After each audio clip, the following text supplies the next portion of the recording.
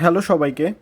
আজকে আমি honours third ইয়ারের অ্যাবস্ট্রাক্ট অ্যালজেব্রা এই বইটির চ্যাপ্টার 4 চক্র গ্রুপের জাস্ট একটা হচ্ছে প্রবলেম নিয়ে আলোচনা করব। হচ্ছে সমস্যা নিয়ে আলোচনা করব 4 নম্বর।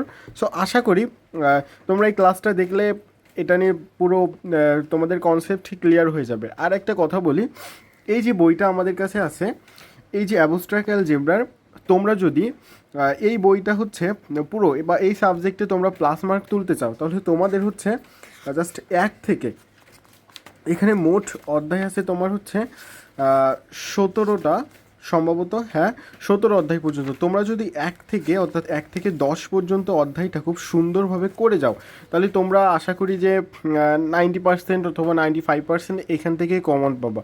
সো এই বই মানে এই বইয়ের প্রত্যেকটা অঙ্ক যেহেতু থিওরিয়াম ভিত্তিক, সো এখানে ক খ বা 1 থেকে 10-এর ভিতরে আশা করি তোমরা যদি কমপ্লিট করো তাহলে এখান থেকে তোমরা কমন পাইবা। সো এখন লক্ষ্য করো, সমস্যা 4 নম্বরে কি বলছে যে দেখাও যে গুণ বিধিতে 1 - 1 আর হচ্ছে আই এবং -i একটি চক্র গ্রুপ, এছাড়াও ইহার সৃজক নির্ণয় করতে বলছে, তাই না? তাহলে আমরা এর আগের বা এর পূর্বের যে ক্লাসগুলো দেখে আসছি সেইখানে কি দেখেছি যে চক্র গ্রুপের ক্ষেত্রে ধরি জি এর মানটা কি দেওয়া ধরে নিয়েছে 1, মানে জাস্ট এই যে মানগুলো দেওয়া আছে এই মানগুলো দেওয়া আছে, জি এর উপাদানগুলো নিয়ে গুণন প্রক্রিয়া। এই যে শখটা আমরা কিভাবে পেয়েছিলাম, এর আগের যে ক্লাসগুলো আছে ওইগুলো যদি তোমরা দেখে থাকো তাহলে বুঝতে পারবা যে শখটা কিভাবে আসলো। বা আমি যদি তোমাদের একটু দেখানোর ট্রাই করি জাস্ট শখটা কিভাবে আসছে, একটু একটা বিষয় লক্ষ্য করো যে শখের যে মানগুলো জাস্ট এখানে আছে, এটা একটু যদি তোমরা দেখো এখানে জি এর মানটা কী কী দেওয়া আছে, জি এর মান জাস্ট এই জি এর মানের ধরেই কিন্তু আমরা এই শখের মানগুলো বের করতে হবে। কী কী 1 আই আর হচ্ছে -1 এবং আই। তাহলে তোমাদের প্রথমত জির যে মানগুলো দেওয়া আছে ওইগুলো জাস্ট লিখে নিবা। কী কী আছে 1 আর হচ্ছে -1 আর আই আর একটা হচ্ছে -i, এটা। এখন জাস্ট এই যে মানগুলো আছে এই মানগুলো লিখে নিবা 1 আই -i। এখানে মোট কয়টা হচ্ছে, এই যে এইগুলো হচ্ছে। তোমরা এই বরাবরও এখানে একটা গ্যাপ দিয়ে, মানে এই যে মানটা এখানে একটা গ্যাপ দিয়ে এখানেও লিখে নেবে। তাহলে কী কী আছে 1 -1 আই আর হচ্ছে কি -i। হ্যাঁ, এটা হচ্ছে -i।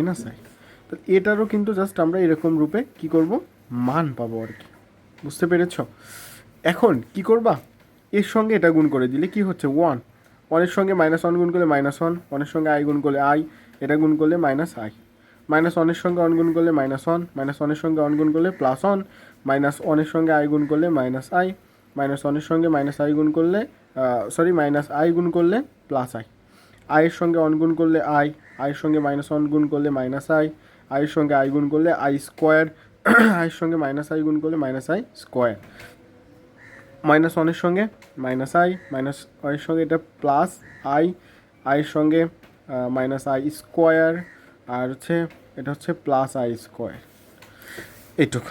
এখন আবার কিন্তু এই যে i স্কোয়ারের মান আমরা কি জানি -1। তোমরা চাইলে এই i স্কোয়ারের মানগুলো এখানে বসাই দিবা, বই কিন্তু দেখো জাস্ট এই যে মানগুলো কিন্তু ওরা বসাই দিয়েছে, ক্লিয়ার? এখন এইখানে এটা করার পরে আমাদের যে আবদ্ধ বিধি বা যে অবেদকের অস্তিত্ব বিধি যে বিধিগুলো ছিল, অর্থাৎ আমাদের যে 4টা যে বিধি ছিল ওই বিধি অনুযায়ী আমার মানগুলো বের করতে হবে। তাহলে প্রথমটা হচ্ছে কি আবদ্ধ বিধি। তাহলে আবদ্ধ বিধিতে কী ছিল যে গুণের ছকে সকল উপাদান জি এর উপাদান, দেখো তো এখানকার যে উপাদানগুলো আছে এগুলো সব কি জি এর উপাদান হচ্ছে না? তাহলে গুণের সাপেক্ষে জি আবদ্ধ, তাহলে এটা হচ্ছে কি ওর সাপেক্ষে এটা একটা আবদ্ধ। তারপর হচ্ছে সংযোজন বিধি।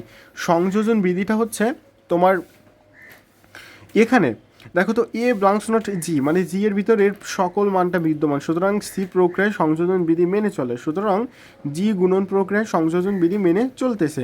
অবেদকের অস্তিত্ব বিধি, অবেদকের অস্তিত্ব বিধিটা কি 1-এর মানগুলো যেটা থাকবে সেটা জি এর যে মানগুলো ছিল, দেখো তো জি এর মান কী ছিল 1 -1 তারপরে i -i, তাহলে 1 ওর ভিতর তো অবশ্যই থাকবে, তাহলে ওটাই হচ্ছে কি অবেদকের একটা অস্তিত্ব বিধি। আর বিপরীত অস্তিত্ব বিধি, আমার যে মানগুলো জি এর যে মানগুলো পেয়েছিলাম, কি কি পেয়েছিলাম 1 -1 আই মাইনাস আই ওইগুলোকে সব ইনভার্স করে দিতে হবে। মাইনাস ওয়ানের ইনভার্স করলে কী হয় অন, মাইনাস আইয়ের ইনভার্স করলে মাইনাস ওয়ান, মাইনাস আইয়ের ইনভার্স প্লাস আইয়ের ইনভার্স, তারপরে মাইনাস আইয়ের ইনভার্স। ক্লিয়ার? এখন এখানে যেহেতু আমাকে কী বের করতে বলেছিল সৃজক, তাহলে জি এর প্রত্যেকটা উপাদানের বিপরীত উপাদান জিতে আসে, অতএব জি একটি গ্রুপ। এখানে দেখো তো I to the power one যার মান আই হচ্ছে আই স্কোয়ার করলে কি আই স্কোয়ার যার মান মাইনাস ওয়ান, আই কিউব করলে আই হচ্ছে যার মান মাইনাস ওয়ান, আই সমান মাইনাস ওয়ান। তাহলে I to the power four দিলে I to the power four মানে আই স্কোয়ার, আমি তোমাদের বলতেছি I to the power four মানে I square into I square, তাহলে এর মান মাইনাস ওয়ান এর মানও মাইনাস ওয়ান, তাহলে কী হয়ে যাচ্ছে প্লাস ওয়ান। ক্লিয়ার? তাহলে দেখো তো এর মান মাইনাস ওয়ান এর মানও কী হচ্ছে মাইনাস ওয়ান।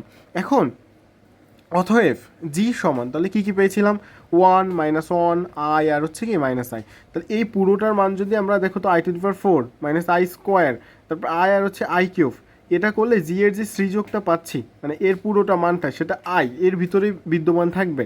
সুতরাং জি এর প্রত্যেকটা উপাদান আই এর কোনো পূর্ণসাংখ্যিক ঘাত আরও আউট অফ জি সমান আউট অফ আই সমান কত হচ্ছে ফোর। আবার জি এর চক্র গ্রুপ, জি এর চক্র গ্রুপ আই একটি ইহার একটা কি সৃজক, তাহলে আয়ের ওই যে মাইনাস আই পেয়েছিলাম আই, মাইনাস আইয়ের স্কোয়ার পেলে আই স্কোয়ার, মাইনাস আইয়ের কিউব করলে minus I cube, minus I করলে আই।